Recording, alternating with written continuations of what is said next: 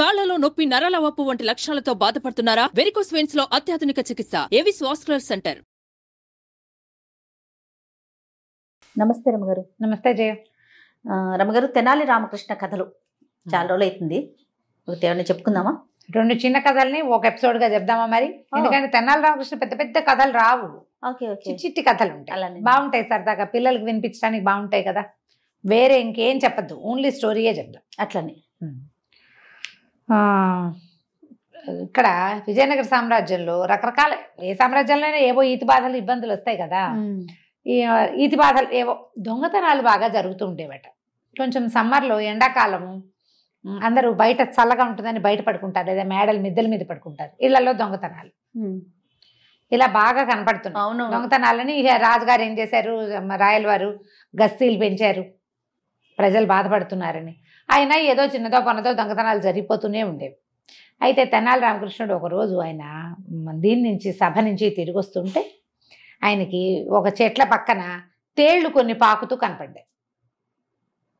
ఆయనకు ఒక ఆలోచన వచ్చి ఏం చేశాక, ఆయన మంచినీళ్ళు అది ఇట్లా చెంబు పుచ్చుకెళ్తారు.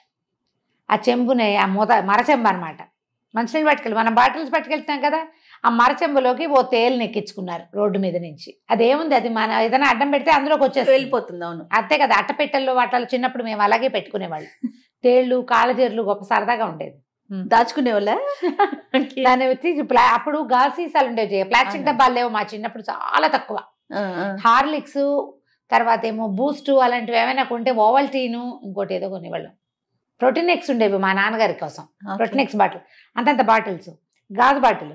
దాన్ని అలాగా అందులోకి ఎక్కించి మూత పెడితే అది అటు ఇటు అటు ఇటు కొంచెం గాలి వచ్చేలాగా చేయటం, అది పైకి వస్తుంటే చిటికని మూత మూసేయటం. గొప్ప సరదాగా ఉండేది.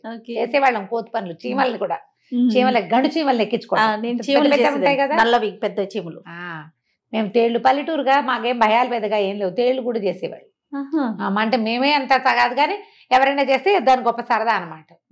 అయితే ఈయన ఏం చేశాడు, ఆ తేలుని తెచ్చుకున్నాడు, తీసుకొచ్చిన తర్వాత ఏం చేశాడు, చిన్న అగ్గిపెట్టె లాంటిది, అప్పటికి ఇంకా అగ్గిపెట్టెలు రాలా. ఓకే, కథల్లో అగ్గిపెట్టెలను రాస్తున్నారు కానీ అగ్గిపెట్టె కాదు, మనకి భరిణెలు లాంటివి ఉంటాయి కదా, చిన్నది, మనం ఏమంటారు, ఏమైనా పెట్టుకునేందుకు వాటికి. ఒక భరిణిలో వేసాడు, వేసి మూత పెట్టి దాన్ని గూట్లో పెట్టాడు. మామూలుగా దీపాలకి ఇప్పుడు మనకి ర్యాకులు అవి వచ్చినాయి కానీ ఇదివరకు ఏముండేవి, గూళ్ళు ఉండేవి, గోడల్లోనే గూడల్లే కట్టేవాళ్ళు, సామాన్లు పెట్టుకునేవాళ్ళు. దీగూడు ఒకటి ఉండేది, దేవుడి గూడు, దీపం గూళ్ళు, దీపాలు పెట్టుకోవడానికి గూళ్ళు. ఆ దీపాల గూళ్ళన్నీ పైనంతా పొగచూరిపోయి ఉండేవి. పాతకాలపు ఇళ్ళు ఇప్పుడు కొంచెం తక్కువే చూస్తున్నాం, కనపడతాయి వాటిలలో. అయితే ఈ గూట్లో పెట్టాడు. పెట్టిన తర్వాత సరే 4-5 రోజులు అట్లాగే గడిచిపోయింది.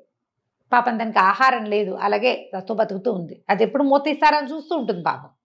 4 రోజుల తర్వాత ఏమైంది, వీళ్ళ ఇంట్లో ఒక దొంగ ప్రవేశించాడు.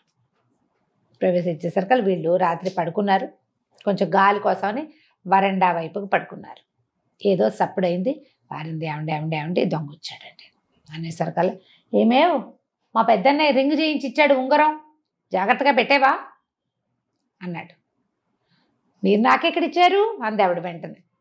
అదేనే దీపం గూడు లేదు, అందులో భరిణిలో పెట్టాను, తీసి లోపల పెట్టావా అంటే, దీపం గూడు జోలేకి ఎవడొస్తాడండి, దొంగ వస్తే మాత్రం వాడు భోషాణాలు అవి వెతుకుతాడు, మన భోషాణాల్లో ఏముంది, మన బొంద, దీపం గూడు జోడికి ఎవడు వెళ్ళు, కాబట్టి అక్కడ ఉంటుందిలేండి పర్వాలేదని.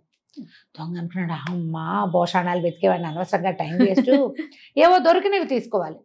బంగారు పొంగరం వీళ్ళ పెద్దన్నయ్య చేయించింది ఇక్కడ ఉంది, దీపపు గూడు కనపడింది కదా, అన్ని గదుల్లోనూ దీపపు గూడునే. ఒక్కో గూడు వెతుక్కుంటూ వచ్చాడు, దేంట్లోనూ కనపడలా.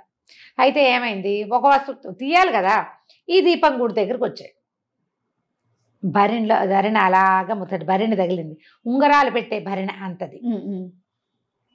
అదేంటి తీయంగానే రెడీగా ఉంది తేలు, టకీ మన ఆ తేలు ఏమిటి ఇట్లా ముట్టుకుంటే చాలు దానికి మనం ఏం చేయాలి, ఆ కొండి ఇట్లా ఇట్లా ఇట్లా కొడుతుంది, కెవ్వమన్నాడు. ఈయన ఎవరే అరిచారు పిల్లడా అని అడుగుతున్నాడు. ఎవరు గట్టిగా మూసుకున్నాడు. చూస్తే ఏముంది, దీపం దగ్గరికి వెళ్తే తేలు కుట్టింది కనిపిస్తుంది, ఆ తేలు ఏటో జరజరా పాకేసింది. వాళ్ళకేం భయం ఏం లేదు, మళ్ళీ కనపడితే కొట్టేసుకుంటారు. అక్కడి నుంచి ఇంకేం చేయాలో తెలియదు, ఏడుపు వచ్చేస్తుంది, భయం వేసేస్తోంది. పైగా రాత్రిపూట, మొదట అది తేలో పామో ఇంకోటో తెలీదు, తెలిసింది తర్వాత అది తేలని. నోరు గట్టిగా మూసుకుని 2 అడుగులు వేసాడు మెల్లిగా బయటకు వెళ్ళటానికి. రామలింగడు లేచి కూర్చున్నాడు. కనపడితే ఏముంది, కవి గారు కేకలు పెట్టాడంటే గస్తీ తిరుగుతున్న రాజభట్లు ఎవరో ఒకళ్ళు పరిగెత్తుకొచ్చేస్తారు. నోరు గట్టిగా మూసుకున్నాడు. మూలుగొస్తుంది, మూలుగు రాకుండా నోరు మూసుకుని నడుస్తుంటే పాపం పెద్దన్నయ్యకి ఉంగరం టైట్ అయినట్టుంది, బిర్రుగా అయింది పాపం, అందుకేనే మనకి ఇచ్చాడు అన్నాడు. వాళ్ళ ఆవిడికి నవ్వొచ్చింది, ఆవిడ కిసుక్కుమని నవ్వింది. వీడికి అర్థమైపోయింది ఈయన కావాలనే ఆ తేలుని తెచ్చి అక్కడ పెట్టాడు, చచ్చినా వీళ్ళ ఇంటికి రాకూడదు, ఇంకోసారి ఫ్రెండ్స్ అందరికీ చెప్పాలనుకున్నాడు అనమాట. నోరు గట్టిగా మూసుకుని బయటికి వెళ్ళాడు. ఈ లోపల గస్తీ తిరుగుతున్న వాళ్ళు ఎవరో బయటికి వెళ్ళేదాకా భయం వేసింది వీడికి. బయటికి వెళ్ళేసరికల్లా ఒక ఒళ్ళు మర్చిపోతారు, చేయి విదిలించుకుంటూ నడుస్తున్నాడు. ఈ గస్తీ తిరుగుతున్న కాపలా వాళ్ళు ఎవరో చూసి అరే ఎవడో అక్కడ నడుస్తున్నాడు రా, ఎవర్రా కవి గారి ఇంట్లో నుంచి వస్తున్నాడని పట్టేశారు. ఇక్కడ తేలు కుట్టింది, అక్కడ దొరికిపోయాడు.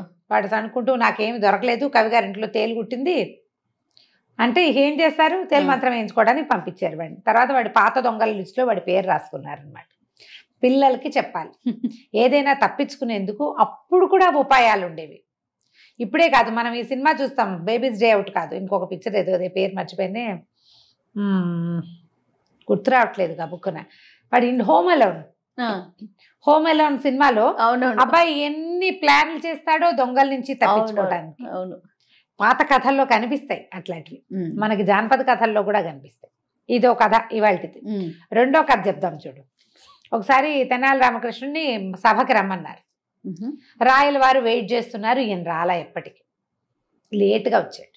వచ్చేసరికల్లా ఆయన రాయల వారు అడిగారు, ఇంత ఆలస్యంగా వచ్చావేమిటి రామకృష్ణ, పొద్దున 10 నుంచి నీకోసం చూస్తున్నాం, ఇంత ఆలస్యంగా వచ్చావంటే, మా చంటివాడు ఈ చిన్న అబ్బాయి చాలా గొడవ మహాప్రభు, వాడిని వదిలించుకొచ్చేసరికి ఈ సమయం పట్టింది, వాడు చాలా మారం చేశాడు ఇవాళ, మా ఆవిడ వాడిని హ్యాండిల్ చేయలేకపోయింది, నేనే హ్యాండిల్ చేయవలసి వచ్చింది, అంచేత ఇంత సమయం పట్టిందంటే ఆయన అన్నాడు, ఇంతకంటే సాకేం దొరకలేదా, పిల్లల్ని హ్యాండిల్ చేయడం కష్టమా ఏమిటి, పిల్లడు నేను సభకెళ్ళి వస్తాను అని చెప్పవు, పిల్లడికి ఏదైనా ఒకటి కావాల్సింది కొనిపెట్టడమో ఏదో ఒక వస్తువు చేతులు పెడితే వాడే ఊరుకుంటాడు, నీకు అది కూడా రాదా అన్నాడు ఆయన.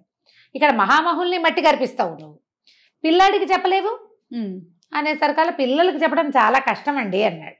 నేను నమ్మను రామకృష్ణ, నువ్వు ఏదో ఒక ఆలస్యం చేసి పిల్లవాడికి సాకు చెప్తున్నావు, పిల్లల సాకు చెప్పకూడదు, పిల్లలే ఉంది మనం ఏది చెప్తే అది వింటారు, ఏదైనా ఆశ చూపించి ఒక తాయిలం ఇస్తే వినేస్తారు పిల్లలు అనేసరికల్లా అంత సులువు కాదు మహాప్రభు అన్నాడు. అని అయితే ఓ పని చేద్దాం, మీరు తండ్రి నేను మీ పిల్లవాడు, పిల్లాడితోటి ఎలా ఉంటుందో చూపిస్తాను మీకు అన్నాడు. సరే రాయల వారు ఒప్పుకున్నారు దానికి. ఈయన వెళ్ళాడు, రాయల వారి దగ్గరకు వచ్చినాడు. బజార్ వెళ్దాం నాన్న అని ఏడవటం మొదలుపెట్టాడు. సరే బజార్ తీసుకెళ్ళారు. బజార్ తీసుకెళ్తే అక్కడ ఆ వస్తువు కావాలి ఈ వస్తువు కావాలంటారు కదా, ఒక చక్కటి చేతి సంచీలు అమ్ముతున్నాడు ఒకడు, ఇంత సంచి, అది ఇట్లా చంకకి తగిలించుకుని ఏమైనా వస్తువులు పెట్టుకోవచ్చు. ఇప్పుడు మనం పెట్టుకుంటాం కదా ఏమంటారు షోల్డర్ బ్యాగ్, అది షోల్డర్ది కాకుండా ఇట్లా పట్టుకునే సంచి అనమాట, రంగులు రంగులుగా అద్దకం వేసి ఎంతో బాగుంది. ఆ సంచి కావాలంటే ఏముంది, పిల్లాడు అడిగింది కొనిపెడితే వాడు మారం మానేస్తాడు, చెయ్యి పుచ్చుకుంటాడు కాసేపు, చెయ్యి వదిలేస్తాడు కాసేపు, రోడ్డు మీదకి వెళ్ళిపోతాడు కాసేపు. పిల్లలు అట్లా చెయ్యరు, ఎంతసేపు కసురుకుంటూ కేకలేసుకుంటూ పిలుచుకుంటూ జాగ్రత్త చెప్తూ ఉండాలి. రాజుగారికి అర్థం కావట్లేదు, మరీ ఎక్కువ చేస్తున్నాడు రామకృష్ణుడు అనిపించింది. సంచి కొనిపెట్టారు, కాసేపు మారమ్మ అని పక్కన నడవడం మొదలుపెట్టాడు. ఇంతలో ఏమైంది, రోడ్డు మీద ఒక ఏనుగు వస్తుంది. ఏనుగు ఎక్కుతాను అని మారమ్మ మొదలుపెట్టాడు రామకృష్ణుడు. పిల్లలు అలాగే కదా చేస్తారు. ఆ మావిటి వాడిని పిలిచి ఏనుగుని ఎక్కించబోయి రామకృష్ణుడి మా పిల్లవాడిని అన్నారు. రామకృష్ణుడిని ఏనుగు ఎక్కించారు. తండ్రి గారు పాత్రలో ఉన్న రాయల వారు కూడా ఎక్కారు. కొంచెం దూరం వెళ్ళింది ఏనుగు. సరే దిగారు. దిగిన తర్వాత నాకు ఏనుగు కొనిపెట్టు అని ఏడ్చాడు.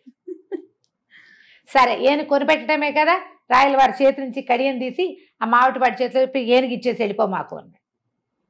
ఏనుగు ఇచ్చేసాడు. ఏనుగుని పుచ్చుకొని నడవాలి.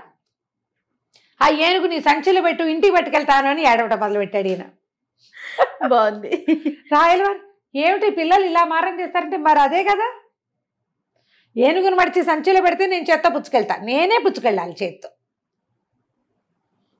ఆయనకు అర్థమైంది పిల్లలతో ఇంపాసిబుల్గా ఉంటుంది అని.